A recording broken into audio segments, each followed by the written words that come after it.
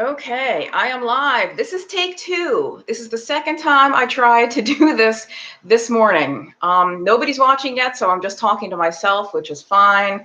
Let me grab my trusty coffee so everybody knows it's me. It is an absolutely beautiful morning here in North Carolina. It's been, hey Leilani, thanks for coming in. It's just you and me so far. I think hopefully some more people will find us. I did say on Twitter that I was going to go live, so hopefully more people will just be on YouTube. So our insane heat has kind of broken. It was like in the 90s for so long here, really just unbearable. And today I think the high is supposed to be about 82 or 84, which is downright cool compared to what we've had the last several weeks. And I actually have my air conditioning off and I have my windows and doors open and there's such a nice breeze coming. And I am not a hot weather girl, never have been. Hello, hi in Houston. Hello, PJB. So, oh my God, Leilani, 117 degrees. Remind me where you live. That's insane. But yeah, I've never fared well in heat. I've always said I come back to life in the fall, and we're not even really in the fall yet, but as soon as the weather starts to cool and even before the leaves start to change, but that just brightens the experience, like just a little bit of coolness in the air and my whole outlook, my whole interaction with the world is different. So this is very, very nice. And I may have to close the windows and stuff and put the AC on later when it hits the mid 80s, but we'll see. And hopefully I won't have to shut the door. I have a balcony and there's my like door that goes out to it. Right now somebody's moving in across the way, so they're like taking stuff up and down the metal ramp. There's a UPS truck. It's like the rare time that I decide to go live on YouTube is when right outside my window there's got to be all this stuff happening, right? But anyway, little sit break here. Virginia Beach, hello. I used to live, everybody probably knows, I used to live in Virginia. And hello, Arkansas.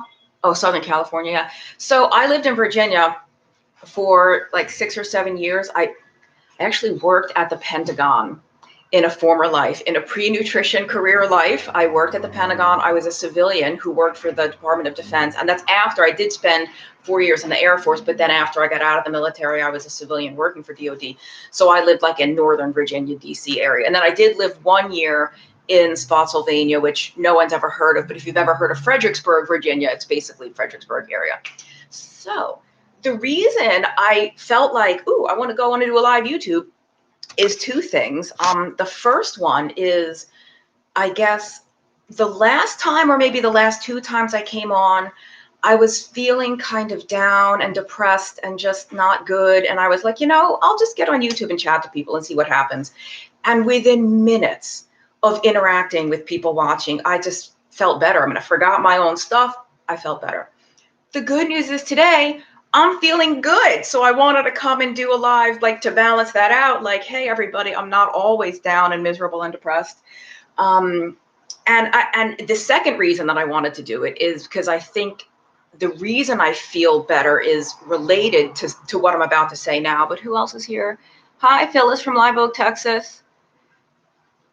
Chow CEO, are you like the Keto Chow CEO? Or I don't know, Chow, because I know the Keto Chow people. But yeah, I'll talk about the book in a little bit. Thanks for bringing that up. Anyway, before I forget, couple of things have happened recently.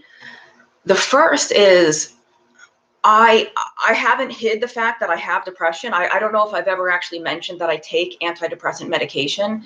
And my medication was, hello from Northern California. Hope you've been okay in the crazy fires and everything. I hope you're safe, Kristen. So I was the last, I don't know, several months, I started to feel kind of not great again. It wasn't terrible, but it was, I know I don't feel as good as I did.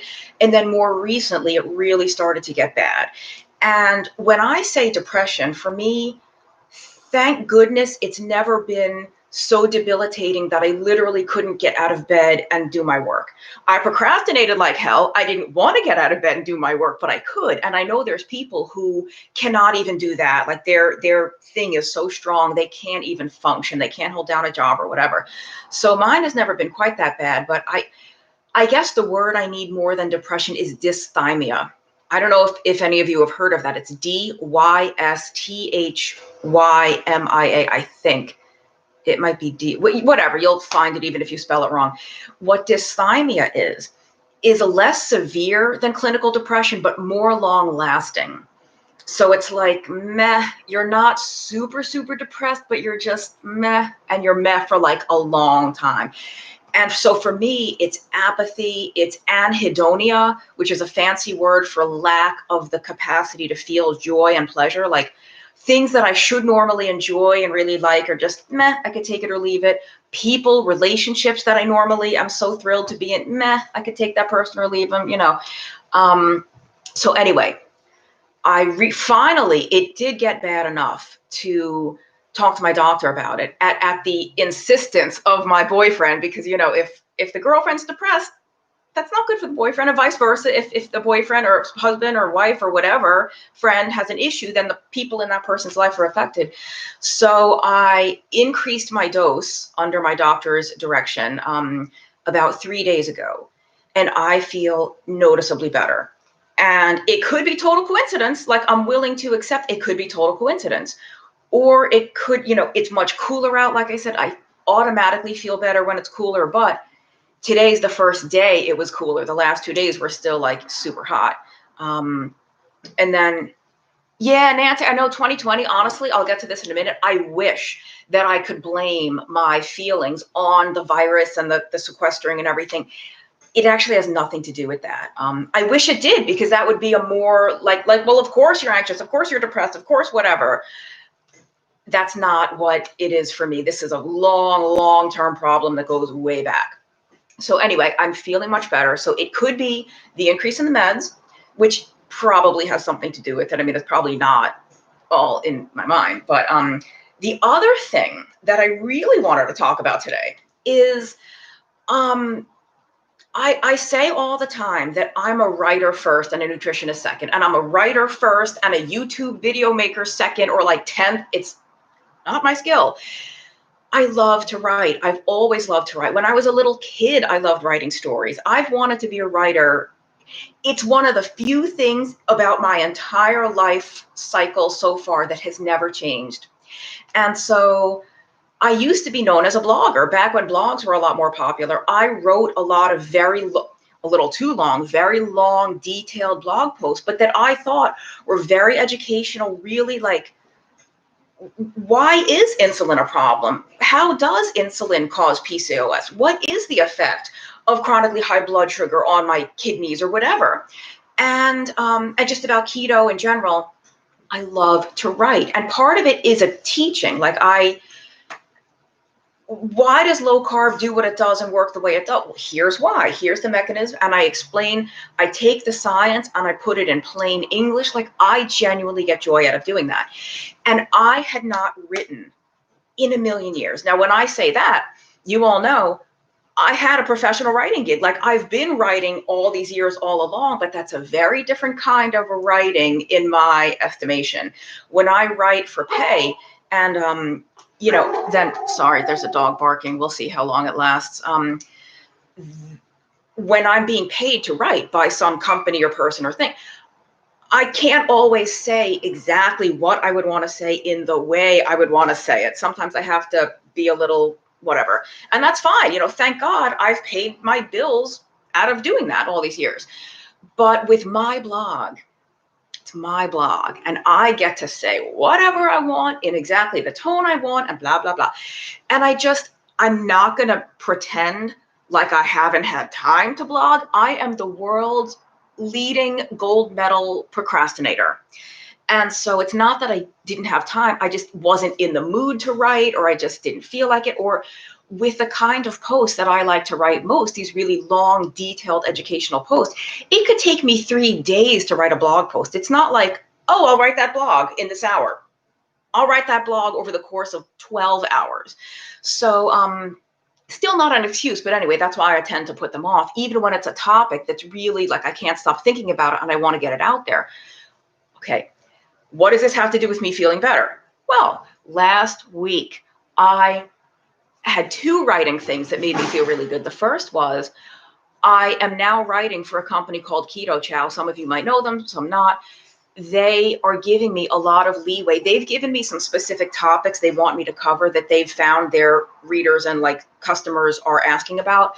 But within that, I have a lot of flexibility. They specifically, and I've known these people for years. We've met at conferences and stuff. They love my writing, and they specifically wanted somebody with exactly what I love to do. They didn't want some 500 word soundbite. They want the meaty scientific article. They want to become a good source for that. And I was like, great, where do I sign? So I'm writing for them, and I've written just 3 articles for them so far. I just started, but it was literally a pleasurable experience to write those. Even though, and they weren't topics that I had chosen, but the way that I was writing about them and the information I was providing was very right up my alley, let's say. And then the real kicker is that last week I wrote not 1, but 2 new posts for my own blog. Hallelujah. I know you don't see it, but there's fairy dust being sprinkled right down over me. And on Patreon, I have for $5 a month on Patreon, you can get sneak peeks of blog posts. You get to read a blog post like a week before I'll put it on my blog. So that post is already on Patreon at patreon.com/2itnutrition if you are interested for that $5 level. And then I also, because I hardly ever blog, in order to give people some type of value for their money, I also do exclusive videos just for my Patreon people. And that's, I haven't done one in a while, but for a while I was trying to do at least one a week. You know, $5 a month, not a whole ton of money. It's like less than the price of a cup of coffee per week, but you know, it's not nothing. And I genuinely appreciate that anyone is willing to spare $5 of their disposable income to me every month. So anyway, that blog post is already there, but I had to wait. I'm so like, I want to put it on my blog so badly, but I have to respect that I've told these people you get to see it before the rest of the world. So Monday, that post will be coming out on my blog, 2itnutrition.com. And then like I said, I have a second one coming up, but I'll probably wait at least 2 weeks before I post that because it's been so long since I've written posts like that. I've written posts that's like, hey, check me out on YouTube, or hey, I have a new book coming out, but none of those real meaty like posts that I love to write. And so I don't know when I'll get around to the next one. So I don't want to put 2 out quickly and then go 6 months with nothing. So it is my intention to do them more regularly. Not only because I want to put stuff out there for people to read, but I don't even know how to say it except that I just love to write. The process, I always, even if it's something I want to write, I have to force myself to sit down. Writers call it butt in chair. I have to force myself to get my butt in the chair and the fingers on the keyboard. Once I do that, once I start, it's like the words just kind of pour out and I can't type fast enough. In fact, I have to learn how to use my computer's voice like dictation thing because then I could just talk and then it types for me. But anyway, getting back to that type of writing that I haven't done in so long, it gives me this like zing, this just like, this is what I'm supposed to do. This is what I love. And it's like strange for me to say that because nobody freaking reads blogs anymore. Please tell me that some of you still like to read blog posts. The reason that I started doing videos is that I knew I could reach so many more people, and I do. And compared to somebody like Ken Berry or Sean Baker, my videos have like this many views, like hardly anyone's watching. But I'm still, if I put out a video, it could get 1,200, 1,500 views. My blog post used to get 3,000 or 4,000 views like 5 years ago. Now, hardly anyone, a blog post now will get like 300 views. But I know that the few people out there who do still like to read, and I'm one of them. I prefer reading over videos, but I still watch plenty of videos. The core, like I have some very loyal readers that I know will love to see a new post from me. And if that's 5 people, if it's 10 people instead of 10,000, great. Because the act of doing the writing, and like, it's the biggest thrill is when I hit publish and it's up. And it's just too bad that the medium I love most to work in is the one that's like on the decline. People just don't like to read shit anymore. Pardon my language. Now, before I do have more to say, but I want to get to some of the questions here. Chows are my dogs. Okay, you're the CEO of your dogs. Shreveport, Louisiana. Hello. Politics make me depressed. Yeah. If you're anxious about the news, stop watching the news for a few days. Just don't even. Do I take armor? No, I take Synthroid and a generic for the T3 as well. So I'm on liothyroid. I'm on both T4 and T3 medication for thyroid. What else? Hold you accountable. Oh, to the blogs? Well, yeah, thank you, Darren. Their 2 are already written and ready to go. What I have to do now is keep pumping them out. Harder time with my eyes. Yeah, some people with eyes. I'm going to explode with my new project. So yeah, I do want to talk about the book, but I feel like there was something else. Oh yeah, just that it's a bummer that the medium I love most is just nobody cares anymore except a few people. And what else was I going to say? Oh, so I think part of my feeling better, I do think it's the medication, but how much of that is also owed to the fact that I'm getting back to the kind of work that I really genuinely enjoy. And, you know, I'm very grateful to have had some of the work that I had over the past week. It did pay the bills. You know, if I didn't have that, I'd still be working that government job that I mentioned, which I hated. It was a good job. It wasn't a good job for me. Let's put it that way. But yeah, so when I said butt in chair, Stephen King. So I have two authors that I really like. One's name is Debbie Macomber, and she, you know, aspiring writers write to her like, do you have any advice for me? What should I do? And she said, I'll believe that you want to be a writer when you sit down and write. And that's true. And Stephen King, he wrote a book about the craft of writing and his process and everything. And he said something to the effect of, amateurs wait for the muse to inspire. Professionals sit down and write, or professionals sit down and get to work. And I was like, oh, that's so true. Because what did I just say about the blog? Like, it's not that I haven't had time. I have tons of time to write. I wasn't in the mood. I didn't feel like it. If I had managed to force myself to get the butt in the chair, I probably could have churned out a lot more posts. But so anyway, I just think, even though my blog is not really monetized, I have a couple of affiliate links, but it's not a real source of income for me. It's a source of joy and pleasure and like that invigoration. And I wonder how much of my feeling better has to do with just my whole, this is like going to be a little woo-woo for some of you. My whole energy now is just different. I'm just like radiating something different without even trying. So maybe not. I'd love to learn more about keto to maintain reverse PCOS. Well, I will put a link maybe in the notes. I did a very detailed blog post on basically you just do keto. Keto to maintain weight, you mean, Brittany? Like to maintain a normal weight? So yeah, if you want to reverse PCOS, do keto. And if you're not trying to lose weight, don't worry about how much you're eating. You don't have to like worry about too much fat or too much of anything. Well, except carbs. Just keep your carbs really low. Yeah, you might not even need keto. I mean, like, don't think of it so much as keto. Think of it more as just low carb. I mean, that's the number one thing for PCOS is just getting the insulin back down. Chronic calorie restrictor. Yeah. Oh, so I actually missed your first comment, Brittany. That's so interesting you say that. The 2 blog posts I have coming up are related to that. The second one that you'll have to wait a little longer for is about that exact thing. It's about reasons why your scale weight is not a good indicator as to what's happening to your body on keto or any other diet for that matter. It's a whole like just let's get real about scale weight, people, because it's kind of crazy. But that's the second post that will be coming in a couple of weeks. What else was I going to say? I don't know. Let's talk about something totally unrelated because it's fun. Um, do you see my webcam, like the bags under my eyes? I don't know how bad they look. I have pretty bad eye bags. And do I need to get more sleep? Yeah.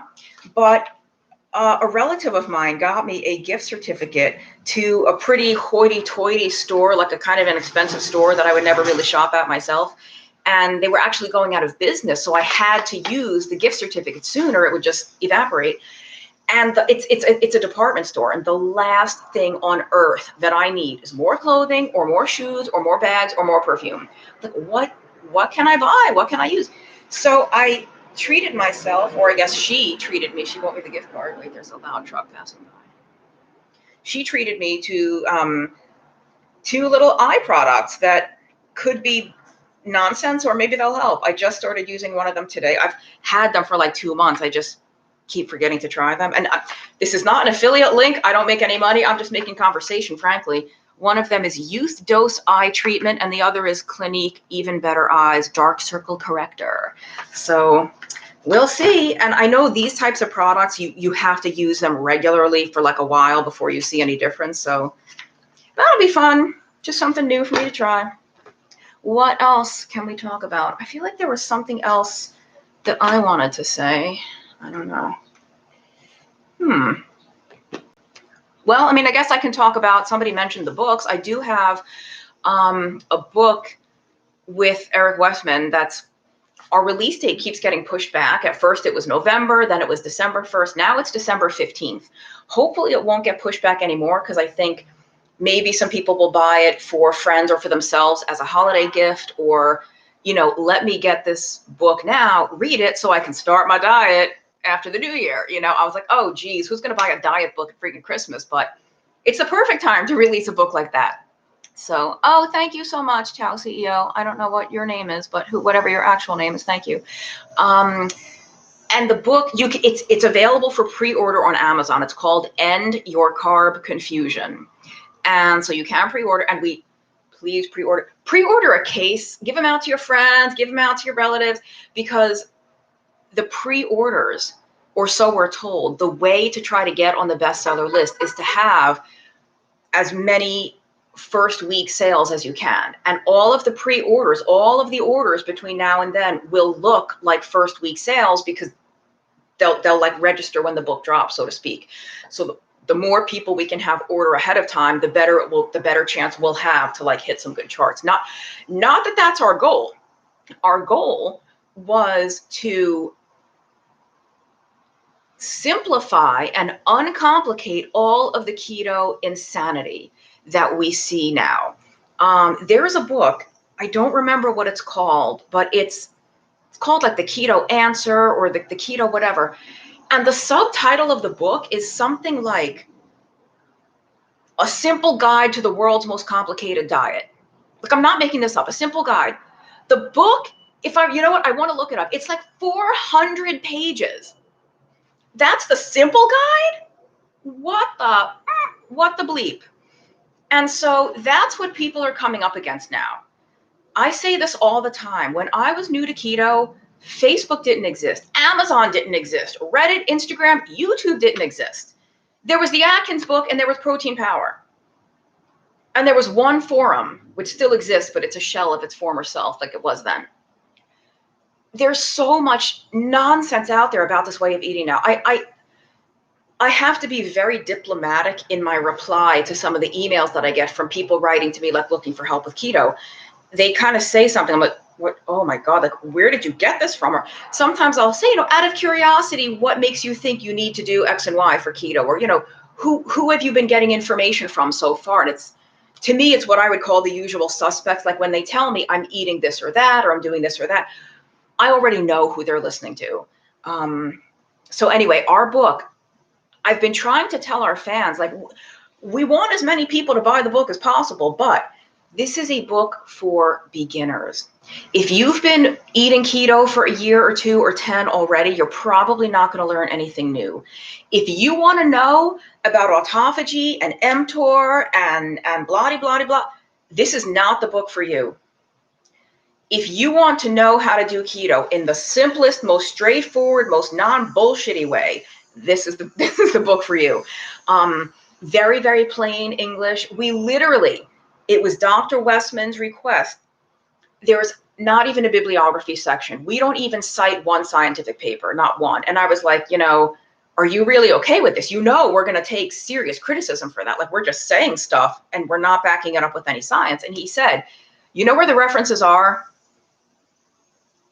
Because he's been doing clinical research on this for 20 years. So, half of the references would have been Westman et al. Published paper anyway. Not that he's the only one out there, but and the fact is too, when I start to worry that we are going to take a lot of criticism, which we will, you can't put anything out ever without having some haters. But we don't say anything controversial in the book. There's nothing controversial because it's not even a keto book.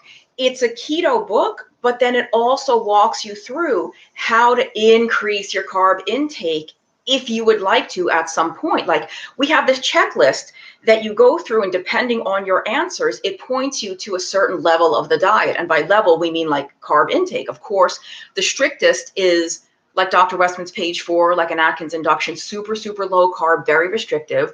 And that's where you would start, obviously, if you have morbid obesity, if you have type 2 diabetes or PCOS or whatever. And then let's say it's 6 months in or a year in or however long, and you've lost 200 pounds, you've reversed your diabetes, your acid reflux is gone, your migraines are gone. What now? What now?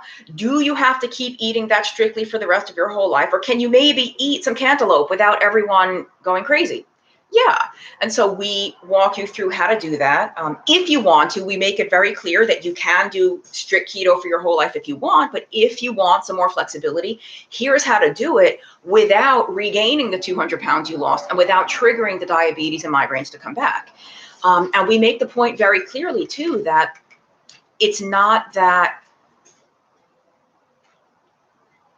like starchy and sugary foods are bad for you. We make, like black beans are not the reason for the diabetes epidemic, like strawberries and kiwi is not the reason that people have gout and migraines and PCOS and whatever. I'm trying to think of all the other stuff we write about, non-alcoholic fatty liver. We have this long list, and right now nothing is coming to me that's on the list, but we make it very clear, like, it's not that those foods are bad for you or that they're not nutritious and wholesome foods. But if you are in a medical or health situation that would really benefit from a very, very low carb intake, then for at least some period of time, you need to avoid even those foods that we would otherwise consider perfectly wholesome foods, including things like the fruit and the beans and the whole grain, blah, blah, blah. So this really is a book that caters to everyone, because there's an FAQ at the back, and we say, like, can you do keto as a vegetarian? Yeah, you can. It's not easy, but you can. So yeah, this book is very, very simple, very plain language. Like, it's the book I would want if I was brand new to this. And there's again, we're going to take a lot of criticism, but he and I both already stand by this. There's no fear mongering in there about artificial sweeteners or the vegetable oils, the soybean oil, whatever. We don't fear monger. If you're doing advanced keto and you want to tailor your diet that way, do it. But if you're brand new, like, think about the people that are brand new to this. And right now they're eating crap. They're eating the same crap that you and I all ate before we learned about any of this. And sorry, I might have to shut the door. They're getting loud out there. For some people, they go keto overnight, make the transition, never look back, and it's easy and they love it. For some other people, it's really, really hard. It is, for some people, it is a radical change from what they're used to eating and what they've been used to eating for their whole life, right? So why make it harder than it needs to be? These people are already suddenly overnight going to be giving up like 90% of what they eat. No bread, no bagels, no pasta, no rice, no potatoes, no potato chips, no hummus, no pretzels, no granola, no whatever. That's hard enough. Now you're going to tell them, oh, by the way, you can't buy any salad dressing off the store shelf because you have to make it at home with organic avocado oil, or you have to buy the one that comes with olive oil or avocado oil that's $7 a bottle. Or, you can't go to Walmart and get that tube of ground beef that's dirt cheap. You have to go to your local farm and spend $18 a pound for T-bone steaks. No, absolutely not. If that's the diet you want to follow, do it, because they both work. They both work. So, and you all know I work at a local farm. Like, I'm not disparaging this kind of farm food, but let's get real. There's a lot of people out there who cannot afford that. So, why should they be relegated to living with diabetes and obesity and heart disease and PCOS and hypoglycemia and migraines and fatty liver and gout and hypertension? They don't. They could reverse diabetes eating at Walmart. So that's our book, End Your Carb Confusion. And they just now, I think, there should be an image of the book there. For a long time there, because we've been going back and forth trying to work out what the cover would look like. I think the cover is finally there now. Sounds like this is what I need. Yeah, thanks, Sonia. Will it come out in Kindle? I don't know. So we're publishing with Victory Belt. That, Victory Belt is the company that publishes all those beautiful, like, big full color keto cookbooks. It's with them. So I'm guessing they would make a Kindle version. I think they probably automatically do that, but I don't know. Let me find. I'll ask and find out. Yeah, Darren, get the book anyway and leave it around for your non-keto friends. Is page 4 in the book, Nancy B. So yeah, the food list is basically page 4. It's the food list. We don't call it page 4 in that book. I think we actually call it, please don't abandon me now. We call it the Adapt Your Life Diet because, Dr. Westman is part owner of the Adapt Your Life company. And Adapt, they make some products now, but they're trying to shift to become more of an education company. We're starting to do online courses for keto, and down the line, we'll have like little mini courses for specific different health conditions. But so it's going to be called the Adapt Your Life Diet because the company's kind of taking a big role in where this is all going. And it is what it is. I mean, I don't have a problem with that. If we're providing good, useful, helpful material, then it doesn't really matter what the name of the diet is, right? South Beach, Atkins, Dr. Joe Blow's diet, whatever. If you're providing good information, then the name is just semantics. So, but yeah, it's basically page 4, but it's called the Adapt Your Life Diet. Oh, thank you for ordering, Darren. Woohoo! We were talking to the publisher, and we were asking, like, there's never any exact number. It's constantly changing in the publishing world, but what is a ballpark that we should try to aim for to hit a bestseller list? And I don't remember if it can't be that this is the first week's sales, because that's too many. She said, like, dream come true, pie in the sky, 20,000 copies sold. And I was like, my dad will buy 20,000 copies, no problem. But that's kind of a joke. My dad would probably be happy to buy a case or two, but 20,000, no. What else was I going to say about the book? I don't remember. I feel like I was going to say something else. Oh, no, I know now, because I was saying it's a book for beginners. It is, I think, a really, really good starting guide for beginners, but it is also a perfect book for all the people out there, possibly even some of you, I don't know, certainly a lot of the people that write to me. Every time I say who write to me, I point over there because that's my work desk. That's where I do the emails with people. It's a very good refresher course. Like, if you have become completely overwhelmed because you watch 86 different doctors who do YouTube and doctors and nutritionists, and you read all the blogs and you follow 97 different people on Twitter that are saying that vegetables are killing you, you have to eat vegetables, histamines are killing you, histamines are not killing you, oxalates are fine, oxalates are killing you. You get really, Miriam Bear, hey Miriam, I was just talking about Keto Chow earlier. So where was it now? I got off track because the awesome Miriam Bear is here. Right. So the book is like the perfect thing to drown out all that noise and remind people of the core kernel of what you actually need to know and do to make this work. Because there's so much that you don't need to know and do to make this work. And so I think if people are feeling, I call it, they call it paralysis by analysis. The people that are totally overwhelmed and confused, I think this is a great, just bring you back from the edge. Very, very loud out there. I hope you mean loud like the noise of the keto and not like that I'm being loud. Yeah. Oh, thanks, Miriam. Yeah, it's needed. Like, here's the thing. The book that we wrote shouldn't have to exist. We shouldn't have had to write it. Keto is so simple. We had to write the book because other people are making it so complicated. Like, we shouldn't have had to write it, you know, and we're developing this Keto Made Simple masterclass. I mentioned that ADAPT is starting to bridge out into the education world. And we're starting with a very basic keto masterclass, which is just like our book basically in a online course. And I was working on the slides for it and I enjoyed it, but I was like, part of me is like, I shouldn't have to do this because this should not need to exist. I'm working on something that shouldn't need to be in the world, but it does. The fact is, it does need to be in the world because that's just how it is. What's my thought on the carnivore diet? I will post a link right now to an article I wrote about it that has my thoughts, but then I'll sort of tell you in a nutshell. Sorry, I have to lean over and find the website that has the post. Carnivore. Ooh, copy link. Okay, so I'll put it in the chat right here. That is a link to the article. I support people doing the carnivore diet if they feel that that's the best thing for them. If they feel their best on it, great.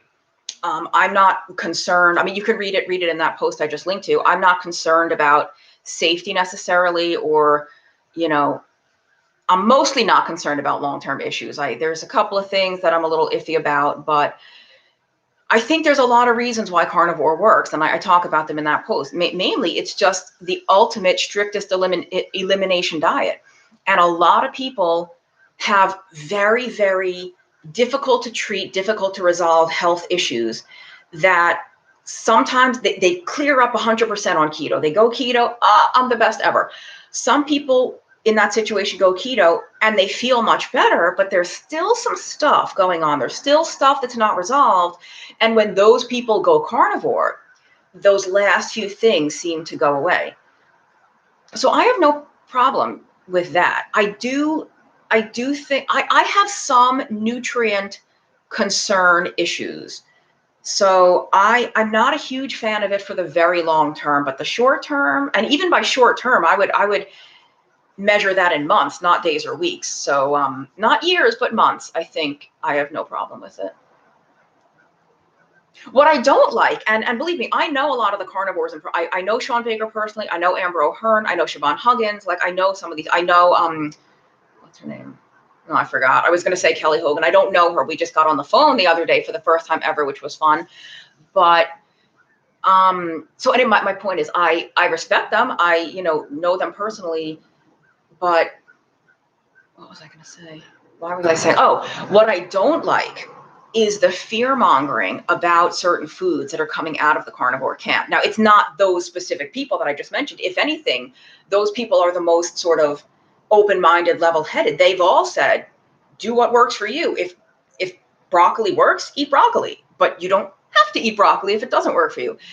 What turns me off is the fear mongering and the like line in the sand that I see from other carnivore people. But I could say the same about keto.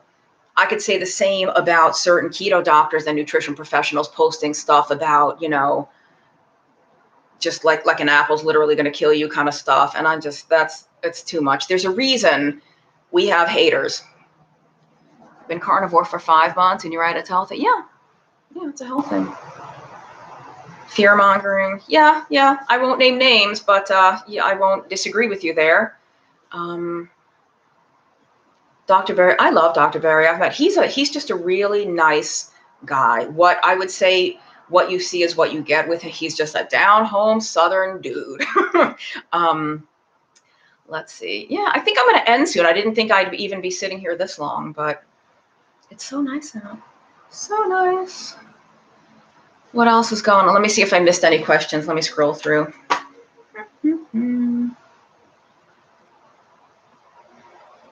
Cover shine. I don't think I missed anything. Oh, thanks, Patty. My honest and real approach. I've always said I don't have the energy to be phony. I think it takes a lot of energy to lie because, I mean, I've sort of heard if you're a big liar, you have to keep track of all the different lies and what you told to who, because otherwise the next conversation you have, or if that person's talk is, oh, well, that's not what Amy said to me last week, it's easier to just tell the truth, right? I was going to say something else about something. What was it? Oh, right. With me feeling better, man, I opened this streaming saying that I was like feeling noticeably better, and it's probably the medication, probably the work, but I've also been eating more vegetables than I was raw. I've never done the carnivore diet. Like, I won't even try to pretend that I've been. I have gone through long periods where I was not eating much in the plant kingdom. Lots of coffee, maybe some wine and stuff, and like some, nuts, stuff like that. But I've gone through periods where I wasn't eating a whole lot of vegetables. But I like vegetables. I love them. Even when I was a kid, my mother never had to force me to eat vegetables.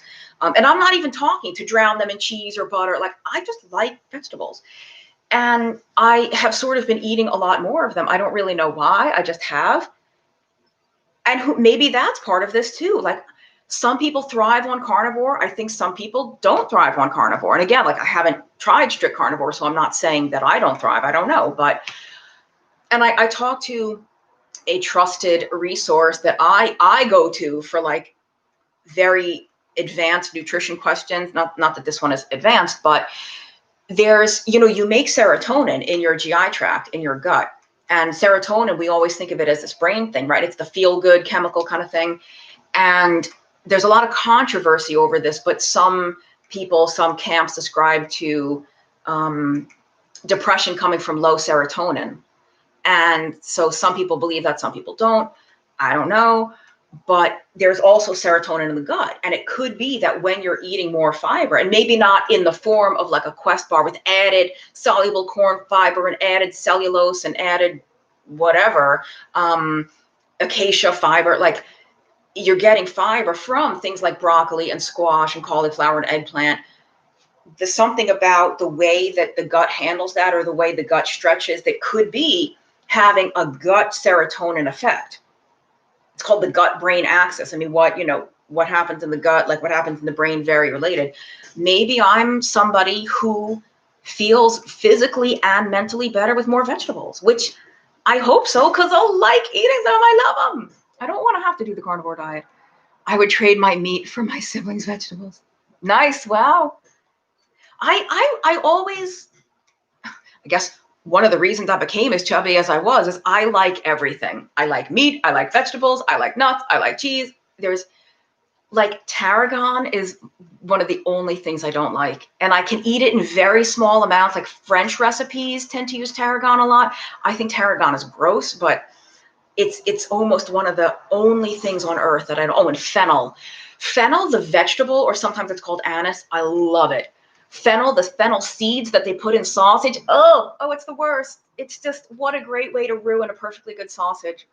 So I'm in the unfortunate position of loving every kind of food, which, makes it difficult. So, yeah. Oh, question, why are you on meds for both? So some people just don't convert. T3 is the far more active, powerful form of the hormone. Your thyroid gland produces a lot of T4. It produces a tiny bit of T3, but mostly it's converted to T3 in the tissues that it goes to. Some people, for whatever reason, do not make the conversion that well. So if they're on a T4 only medication like Synthroid, they still feel like garbage. And I see this in my clients all the time, right? They're on Synthroid, and yet I'm looking at their paperwork and they're still checking off every sign and symptom of hypothyroidism. So how well is that medication working if you still have every damn sign and symptom? Now, but that's not everybody. Some people take Synthroid and it's great. They don't need the T3. Some people do. So that is why I'm on both. Oh, you've yet to balance it. You need a better doctor. You need a better doctor. Judy, I'm going to put a link to a very long blog post that I wrote about all the different thyroid hormones and why T3 is so key and why some people need it and all that. So yeah, that's my thyroid post, more than you ever wanted to know about thyroid function. But it's so important because I see this all the time. I just think it's the one of the only things that I disagree with Dr. Ted Naiman about. I talk about Ted a lot because I just agree with like 96% of what he says and how he says it. But not everything. And that's the one thing he's in the very, with regard to thyroid, he seems to be very conventional. Like the TSH is sufficient to test. And really?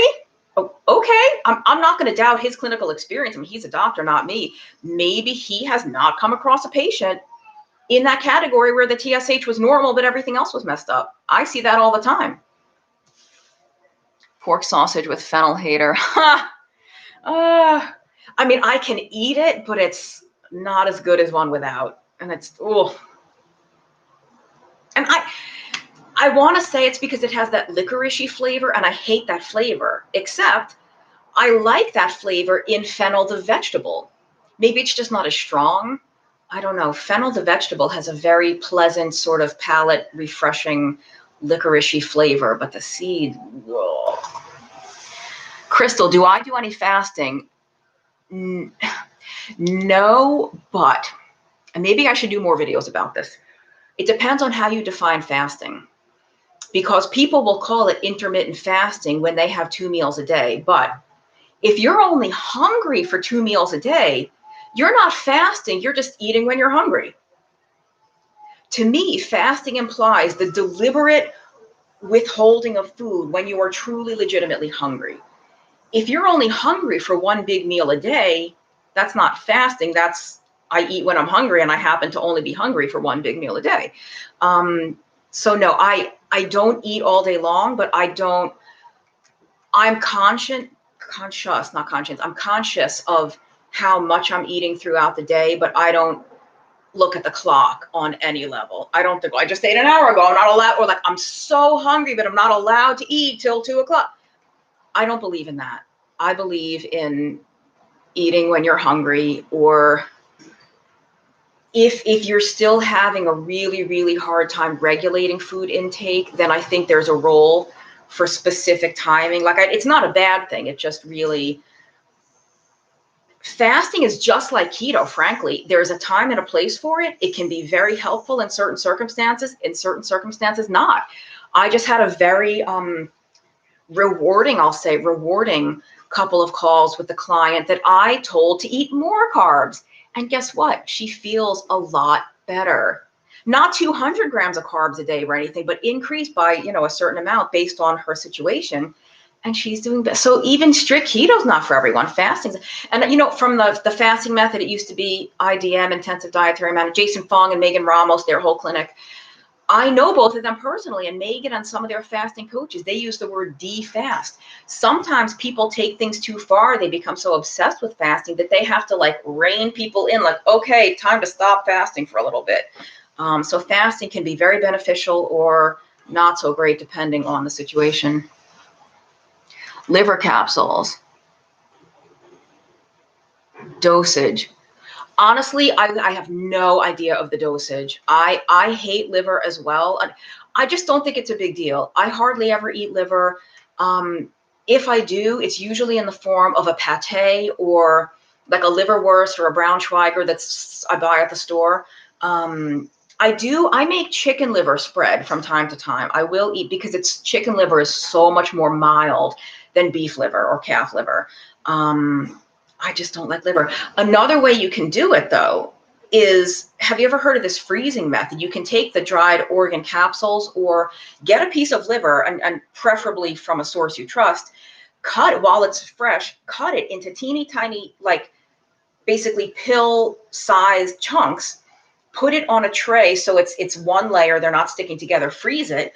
Once they're frozen solid, you can scrape them all off, put them into a Ziploc bag in the freezer, and you can swallow the raw liver like a pill, like a supplement, or sneak it into chili, sneak it into burgers. That's how a lot of people do liver. But even then, if it's beef liver, I can taste it, and I can't handle it. So I don't freeze it before you cut. No, I think it's way easier to cut. A frozen solid piece of liver, I don't know how you would cut it, but if that works for you, Gloria, do it. Yeah, John, I don't know. I think taking the capsules with the powder is fine, but I would have no idea what the dose is. I don't know if you know who Chris Master John is, but that's a question for him. He would know more about it. I think he's even an affiliate for them. He probably sells that stuff. So I'm not that, again, with the fear mongering, I'm not that worried about not eating organ meat. It couldn't hurt you to eat it, but how much is it hurting you to not eat it? Probably not that much, but I don't know. Liver is, I mean, I grew up like, I'm not a religious person, but I'm culturally Jewish. So, my mom, liver and onions is like a delicacy. And it didn't even smell good. The whole house would such a foul odor, and everyone else with like this big piece of liver. Oh God.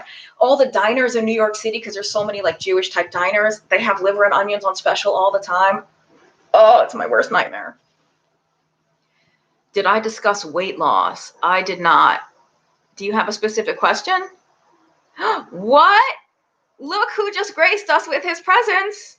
Is that Dr. Eric Westman from across town in Durham?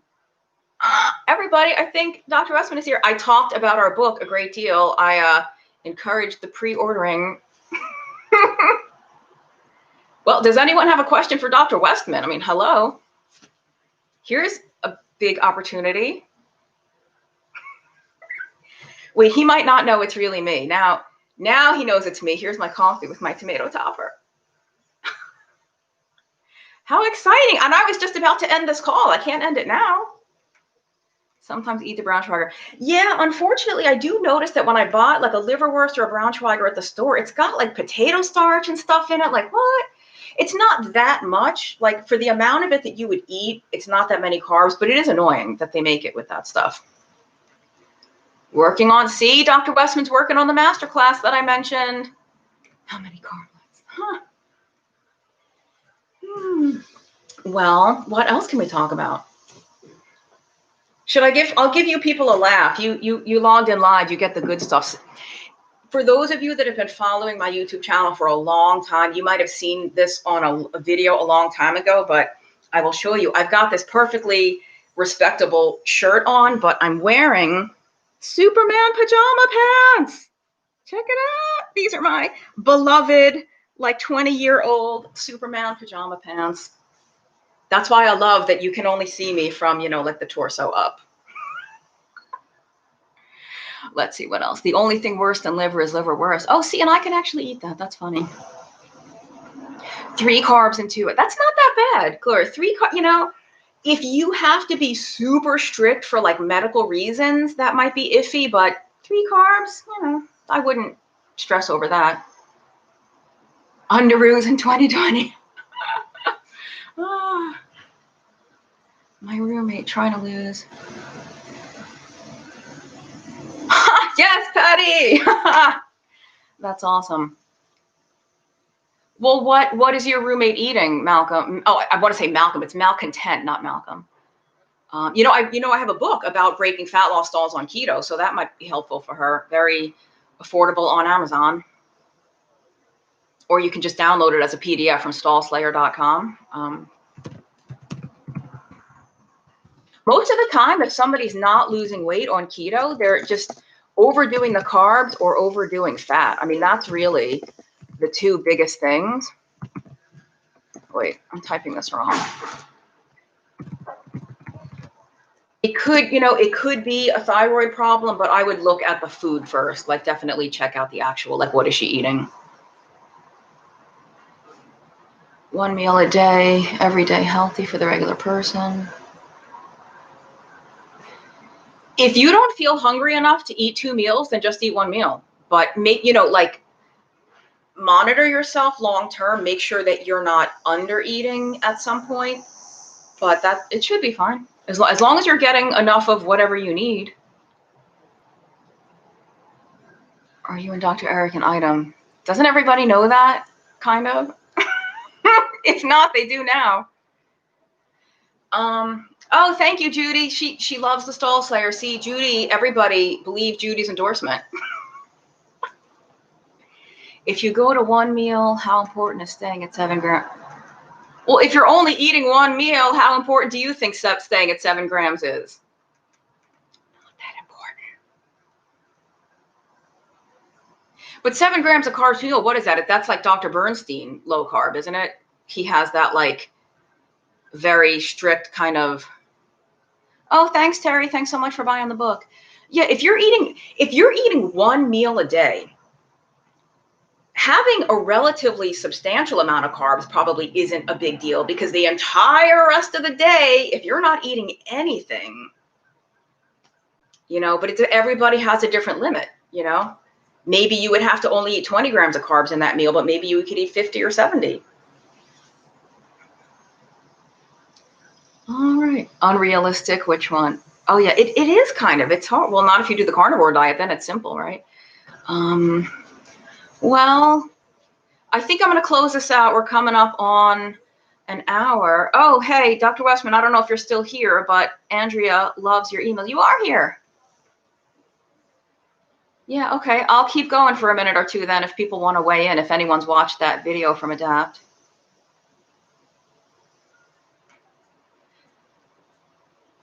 She's probably eating too much fat. Yeah, malcontent, definitely. Stallslayer.com, or just find it on Amazon.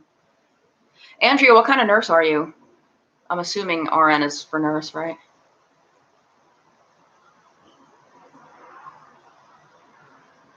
I don't know. So happy. Oh, thanks, Diggs. I'm happy you found me too.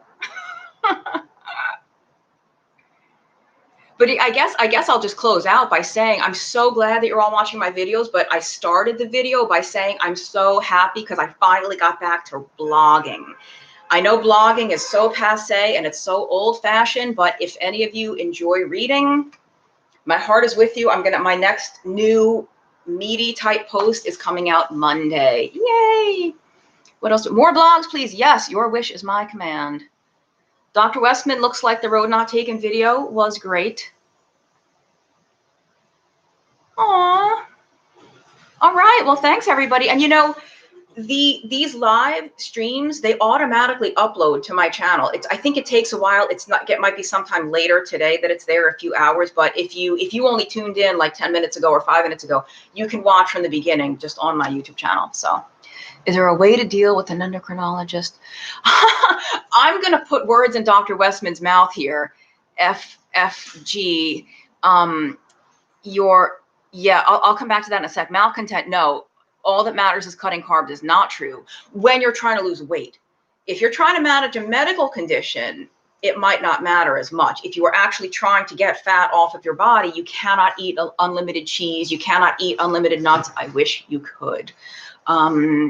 You can even gain weight on keto, and I know because I've done it. Many of you have probably heard my mayonnaise story. So endocrinologist, all right, I'll just, one more link I'll put. I did a video on dealing with doctors, and I would not even say, don't use the word keto. Don't use the keyword. You could say, I'm doing a Mediterranean diet, or you could say, I'm eating better. I'm sorry, I'm just looking for the thing. Just say that you have cut, you're not eating junk. You're eating a lot less sugar and starch. And no doctor can argue with that. You just say, I've cut out a lot of junk. I'm eating wholesome, whole foods. I'm cooking for myself. Like, no doctor can argue with that. And I've heard, Dr. Westman's answer to that is, I'm doing a modified Mediterranean diet. You're eating meat and vegetables and seafood. Guess what? That's the Mediterranean diet. So what? You're using a little more bacon fat than olive oil. Your endo doesn't have to know that. But anyway, the link I posted is the video I did on dealing with non-keto doctors. Totally different body compositions, yeah. Something we've put in the Keto Made Simple masterclass that we're working on now is when we get to talking about weight loss and dealing with the scale and everything, we are emphatically making the point that women should never compare themselves with men with regard to weight loss. Just, it's a losing game. Don't do it. Why is my husband losing more weight? Why is my brother losing more weight? Because he's a man, period. End of story, end of sentence. Like, it sucks. Men can even kind of half-ass it. They don't even have to do keto. They can just stop eating so much crap and they drop weight. Women, sadly, not quite as easy, but good thing. Yeah, thanks, Dr. Westman. I mean, good thing they love us anyway. What we put men through, I wouldn't want to put up with me. All right, so I am going to close out now because we are just shy of an hour. Thank you for watching, everybody. Stallslayer.com, End Your Carb Confusion. And, or Eric, if you're still watching, how do people subscribe to that ADAPT mailing list? If you want to get emails and notices about what's coming out through that Adapt Your Life, through the education, like, should they just go to adaptyourlife.com to sign up? Or I don't know if he's still here or not. I'll wait to see if he answers. It probably is on adaptyourlife.com. Oh, well, maybe he's gone. I don't know.